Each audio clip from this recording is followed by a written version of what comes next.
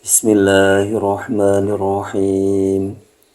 Al-hadisus salis wassalasuna an ibni Abbasin radhiyallahu anhuma anna Rasulullahi sallallahu alaihi wa alihi wasallam qala law yu'dun nasu bida'wahum ladda'a rijalun amwala qaumin wa dima'ahum lakinil bayyinatu 'alal mudda'i wal yaminu 'ala man angkara. Hadisun hasanun rawahul Baihaqi wa ghairuhu hakadha wa ba'duhu fi sahihain. Bismillahirrahmanirrahim. Al hadisus salisu utawi iki iku hadis kang kaping 3 wassalasuna lan 30 utawa 33 Ali Bani Abbasin kacerita saking Ibnu Abbas rondia muga-muga ngrindani Allahu sapa Allah anuhuma ing karone Ibnu lan Abbas anna Rasulullah sallallahu alaihi wa alihi wasallam Satuhune Rasulullah sallallahu alaihi wasallam sallamu ki paring rahmat ta'ala Allahu sapa Allah alaihi ing atase Rasulullah wa alihi lan ing atase keluargane Rasulullah wasallama lan rahmat keselamatan Ola iku dawuh sapa Rasulullah rupane dawuh lau yu'tan nasu lamuno den paringi anasu sapa menungso bida'wahum kelawan tuntutane nas ladda'a mongko nyekti nuntut rijalun sapa wong lanang amwala qaumin ing pira-pira bondone kaum wadima'ahum lan kedai kaum lakin tetapine al bayyinatu utawi bukti iku alal mudda'i tetep ing atase wong kang nuntut wal yaminu lan utawi sumpah iku alaman ing atase wong angkara kang ingkar sapa man hadisun utawi ke hadisun iku hadis hasanun kang hasan rawang riwayatake ing hadis al Baihaqi sapa Imam Baihaqi wa ghairuhu lan liyane Imam Baihaqi hakadha kaya kelawan iki wa ba'duhu lan sebagiane ghair fi sahihaini ing dalem kitab sahih lorone. Hadis yang ke-33 dari kitab Arba'in Nawawi yang disusun oleh Imam Yahya bin Syarifuddin An-Nawawi. Hadis ini diriwayatkan dari Imam Baihaqi dan yang lainnya, termasuk hadis hasan, dan sebagian lagi ada yang meriwayatkan dalam kitab sahihnya.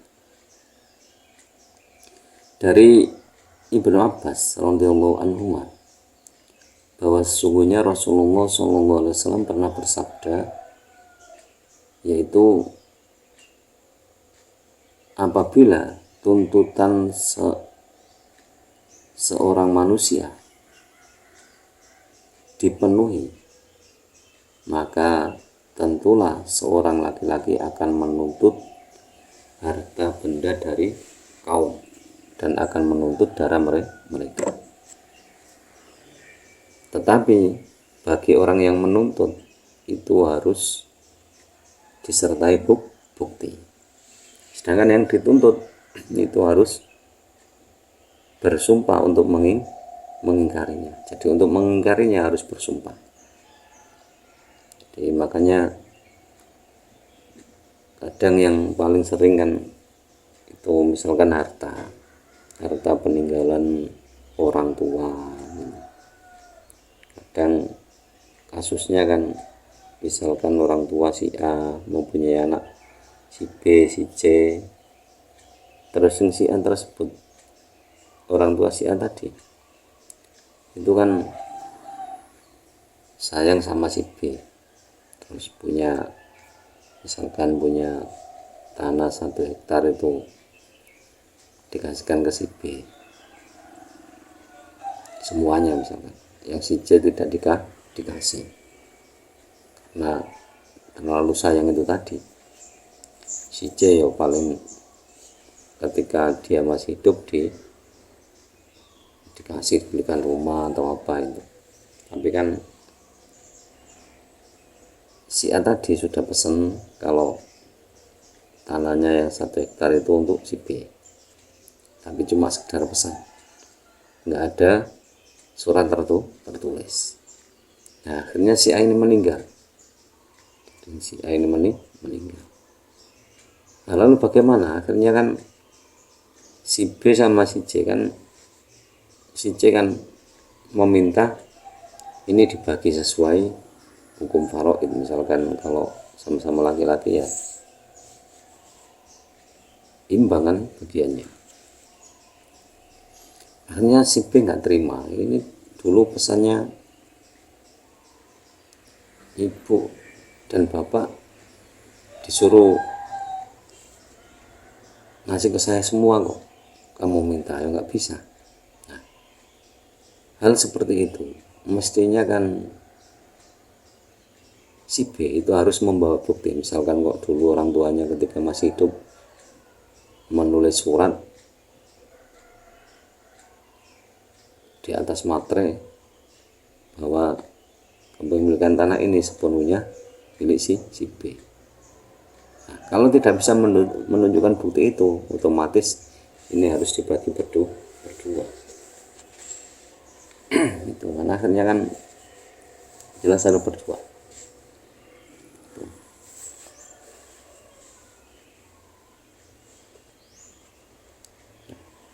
Lalu tuntutan lagi yang perlu bagi yang dituntut tadi untuk bersumpah itu adalah tuduhan atas perzinahan. Jadi misalkan kok seorang suami mencurigai seorang istri bahwa istrinya telah melakukan zina dan ada bukti-buktinya, maka si istri harus bersumpah terhadap untuk mengingkarinya kalau memang dia tidak berzina. Kadang dari sudut pandang yang lain, misalkan kok ada seorang wanita bicara dengan laki-laki, mungkin dari sudut pandang yang berbeda tidak demikian, sehingga pas dari sudut suaminya melihat seolah-olah itu perciuman kan, tapi dari sudut lain kan tidak. Kadang jadi suaminya ya jelas ada bukti yang di foto, di video, oh ini buktinya, tapi kan kadang sudut pandang yang lain tidak. Akhirnya hal seperti itu dan seperti itu istri harus melakukan sumpah untuk mengingkarinya.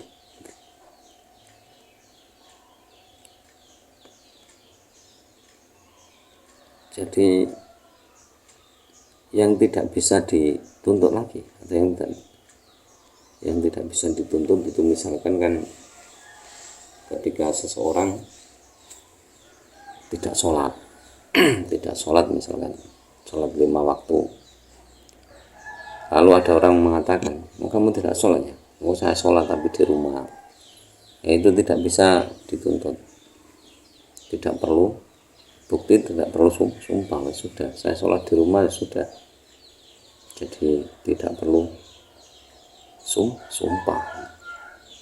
Yang nuntut juga tidak punya bukti. Buktinya apa kalau yang dituntut tidak sholat? Soalnya kan sudah menjawab sholatnya di rumah, itu tidak bisa. Hal-hal seperti itu tidak bisa. Seperti apa? Puasa. Misalkan kok ada si B puasa, nah, puasanya sungguhan, terus mempunyai teman si A, Oh, si A ini kelihatan dari jauh keluar dari warung makan. Lalu si B, oh, kamu nggak puasa ya? Oh, saya puasa. Nah, kenapa kok di warung? Ini saya disuruh mengantar air untuk masak nanti sore kan. Itu kan buat alasan kan ya nggak, akhirnya ya nggak perlu sumpah. Yang nuntut juga tidak punya buktinya apa. Kalau dia sudah makan di warung itu kan nggak ada buktinya. Hanya itu hal-hal yang tidak bisa dituntut.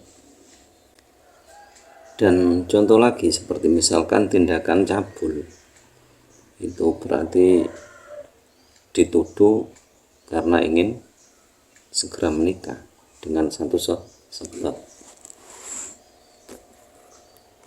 Itu juga tidak bisa dibuktikan atau yang dituduh harus bersumpah.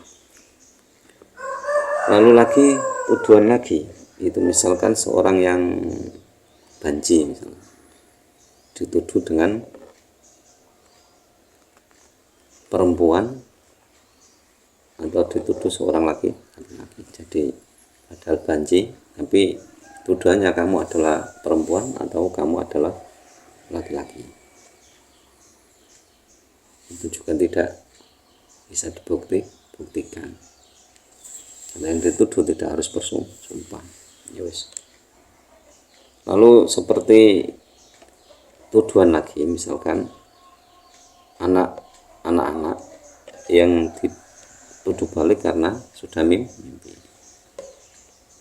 Itu jadi misalkan kok mimpi sama tidak kan belum ada yang tahu kecuali orang itu sudah melakukan pengakuan. Nah, itu kamu sudah dewasa ya, tidak bisa kecuali dia mengakui. Ya nggak perlu sumpah, ya nggak perlu terus yang nuduh ya tidak mungkin bisa punya bukti kan. Itu. Jadi yang intinya adalah inti dari hadis ini adalah ketika seseorang membuat tuduhan atau membuat tuntutan, itu harus mempunyai bukti. Nah, orang yang dituduh atau yang dituntut, kalau memang benar-benar tidak melakukannya, itu harus melakukan sumpah untuk mengingkarinya. Itu sudah cukup. Jadi misalkan tuduhannya itu benar, terus yang dituduh itu tetap bersumpah, ya sudah cukup. Biarkan sumpah itu urusan Allah Subhanahu wa ta'ala. Jadi demikian penjelasan tentang hadis yang ke-33 dari kitab Arba'in Nawawi. Wallahu a'lam bishawab. Semoga bermanfaat fid din wa dunya wal akhirah. Dan semoga lantaran ngaji ini kita diberi tambahan ilmu oleh Allah, ilmu yang disertai hidayah, dan semoga Allah kita mendapatkan syafaat dari Nabi Muhammad SAW. Dan semoga guru-guru kita, orang-orang tua kita senantiasa dirahmati oleh Allah Subhanahu wa taala. Akhirul kalam, ihdinas shiratal mustaqim, wallahul muwaffiq ila aqwamit thoriq. Wassalamualaikum warahmatullahi wabarakatuh.